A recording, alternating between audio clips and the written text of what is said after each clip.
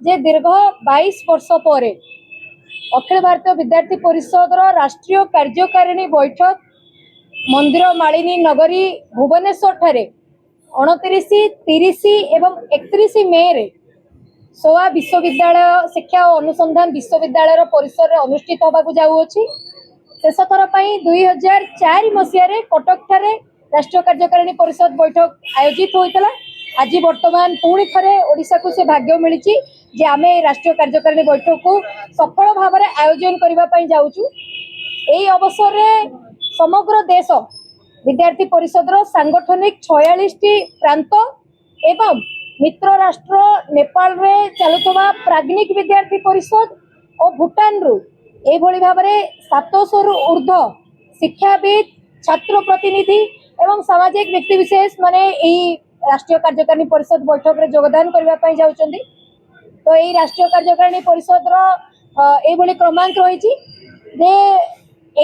आमे सामाजिक एवं शैक्षिक उभय वातावरण उभय स्थिति उपरे विशेष भाव में चर्चा करने सहित प्रस्ताव मान जो रिजोल्यूशंस रहे ताकू पारित करिवु एवं सही प्रस्ताव मानन को नेकी आगामी गोटे वर्ष पर्यंत कैंपस रे देशर विभिन्न कैंपस मानकरे केमूल भाव में छात्र समस्या को लेकर आंदोलन करा जिवो, छात्र मुवमेंट मान तैयारी करा जिवो, ठिया करा जिवो, से नहीं विद्यार्थी परिषद ए राष्ट्रीय कार्यकारिणी बैठक रे चर्चा करबा पई जाउची। तत्सहित 24 एवं 25 मे रे 24 एवं 25 मे रे प्रस्ताव समिति जो ए रिजोल्यूशन को जो समिति लिखिबो एभली 15 जन कार्यकर्ता बैठक से सोआ विश्वविद्यालय परिसर रे रहिबो। 26 मे रे केंद्रीय पदाधिकारी बा केंद्रीय टोली जहाँ केंद्रीय टीम बोली कह जाउची एभली 32 जनकर सेंट्रल टीम बैठक से सोआ विश्वविद्यालय परिसर रे होबा पई जाउची। 27 तारिख रे 106 जन कार्यकर्ता सेंट्रल वर्किंग कमिटी मीटिंग ए सोआ विश्वविद्यालय परिसर रे आयोजित होबो। सबुठु गुरुत्वपूर्ण एवं आकर्षण केंद्र 28 तारिख दिन समग्र राष्ट्र ये 150 जन कार्यकर्ता सेंट्रल टीम और सेंट्रल वर्किंग कमिटी मेंबर मानकर आयाम गतिविधि बैठक मध्य से परिसर रे आयोजित होबो। सही दिन अपराह्न 3टारे प्रिय केलकर जी आमे जहाँ को विद्यार्थी परिषद स्तंभकार बोली कहू, विद्यार्थी परिषद मूर्तिकार बोली कहू, विद्यार्थी परिषद प्राण रे रक्त संचार करथिबा महा विद्यार्थी परिषद अन्यतम बिंधाणी बोली जहाँ को कहू ये जसवंत राव केलकर जी जन्म शतवार्षिक अवसर रे प्रिय केलकर जी जो अभिवाचन कार्यक्रम आयोजित होगा जाउची ताहा दिन 3टा समय रे सेही परिसर रे हबो जो आमे आग्रह रखिछु जे ओडिशा सरकार माननीय उच्च शिक्षा मंत्री योगदान करेंगे एवं से विद्यार्थी परिषद समस्त पुरातन कार्यकर्ता शुभेच्छु कार्यकर्ता एवं समाज रे प्रतिष्ठित विभिन्न व्यक्ति विशेष माने उपस्थित रहे। ठीक से भाव में से दिन संध्या 6टारे नागरिक संवर्धना उत्सव यही राष्ट्रीय कार्यकारिणी परिषद सिविक रिसेप्शन सोआ ऑडिटोरियम रे होबाकू जाउची जो 1500 रु ऊर्ध्व पुरातन कार्यकर्ता शुभेच्छु सामाजिक व्यक्ति विशेष माने उपस्थित रहे एवं जो ओडिशा सरकार मान्यवर मुख्यमंत्री योगदान करेंगे बोली आमे आग्रह करिछु एवं मुख्यमंत्री योगदान करेंगे। तो सहित 29, 30 एवं 31 जो 3टी प्रमुख दिन राष्ट्रीय कार्यकारिणी बैठक ये 3टी प्रमुख दिन में आम एमती किसी गोटे प्रमुख बिंदु उपर चर्चा करूँ जो भाव में आपण मानकर दृष्टिगोचर मुझे जनईदेवा चाहूँगी चलित वर्ष आम छात्रावास सर्वेक्षण नाम गोटे अभियान नहीं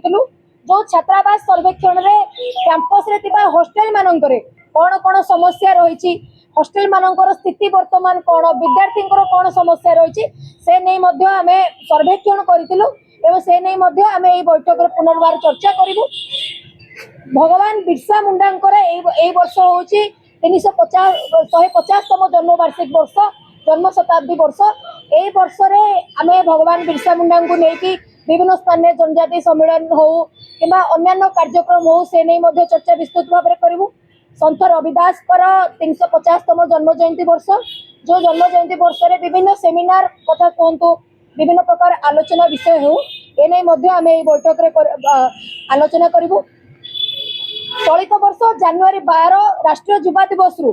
अखिल भारतीय विद्यार्थी परिषद राष्ट्रीय महामंत्री डॉक्टर वीरेंद्र सिंह सोलंकी हैदराबाद के सेंट्रल यूनिवर्सिटी रे screen time to activity time screen time to green time रो पोस्टर मध्ये उन्मोचन करथिले। जो युवक माने विद्यार्थी माने वर्तमान मोबाइल प्रति आकर्षित होई कि निजर भारतीय पारंपरिक खेल हेउ किंबा अन्यान्य एक्टिविटी रो दूरे जाउचंदी सेमानकु केउ भली भाबरे पुनर्बार एक्टिविटी प्रति आकृष्ट करा जाय परिबो से नै मध्ये जो लोगो उन्मोचन हेतरा ताकू नै वर्ष तमाम कैंपस रे कार्यक्रम करा जिवो से नै मध्ये एही बैठक रे आलोचना करा जिवो। ता सहित एही बैठक गोटे नीति निर्धारक जहाँ को कह निर्णायक दिशा आमको प्रदान करिवो। आउ सबुठु बड़ विषय जे लघु भारत रो दर्शन आमे एही बैठक माध्यम रे करबा पई जाउछु। तेणु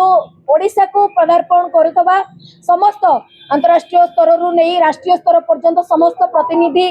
राष्ट्रीय कार्यकारिणी परिषद रो सदस्य समस्त राष्ट्रीय पदाधिकारी राष्ट्रीय संगठन मंत्री सह संगठन मंत्री समूह देश विदेश रो कोण अनुकोण टेक्निक खबर देखंतु आम सह यूट्यूब फेसबुक और इंस्टाग्राम रे आमको देखंतु लाइक शेयर और सब्सक्राइब करने को आद्यम भूलंतुनी।